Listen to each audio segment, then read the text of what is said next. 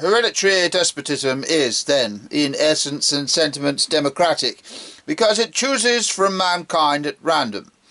If it does not declare that every man may rule, it declares the next most democratic thing.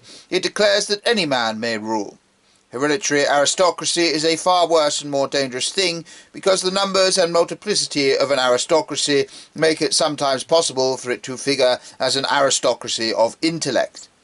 Some of its members will presumably have brains, and thus they, at any rate, will be an intellectual aristocracy within the social one. They will rule the aristocracy by virtue of their intellect, and they will rule the country by virtue of their aristocracy. Thus a double falsity will be set up, and millions of the images of God, who, fortunately for their wives and families, are neither gentlemen nor clever men, will be represented by a man like Mr. Balfour or Mr. Wyndham, because he is too gentlemanly to be called merely clever, and just too clever to be called merely a gentleman. But even hereditary aristocracy may exhibit by a sort of accident from time to time some of the basically democratic quality which belongs to a hereditary despotism. It is amusing to think how much conservative ingenuity has been wasted in the defence of the House of Lords by men who were desperately endeavouring to prove that the House of Lords consisted of clever men. There is one really good defence of the House of Lords, though admirers of the peerage are strangely coy about using it, and that is that the House of Lords, in its full and proper strength, consists of stupid men. It really would be a plausible defence of that otherwise indefensible body to point out that the clever men in the Commons, who owed their power to cleverness, ought in the last resort to be checked by the average man in the House of Lords, who owed their power to accident.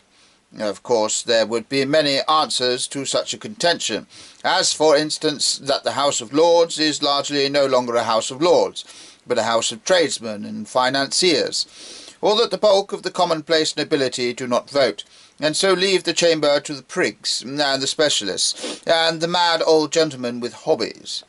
But on some occasions the House of Lords, even under all these disadvantages, is in some sense representative. When all the peers flocked together to vote against Mr. Gladstone's second Home Rule Bill, for instance, those who said that the peers represented the English people were perfectly right. All those dear old men who happened to be born peers were at that moment, and upon that question, the precise counterpart of all the dear old men who happened to be born paupers or middle-class gentlemen. That mob of peers did really represent the English people, that is to say, it was honest, ignorant, vaguely excited, almost unanimous, and obviously wrong. Of course, rational democracy is better as an expression of the public will than the haphazard hereditary method. While we are about having any kind of democracy, let it be rational democracy. But if we are to have any kind of oligarchy, let it be irrational oligarchy. Then, at least, we shall be ruled by men.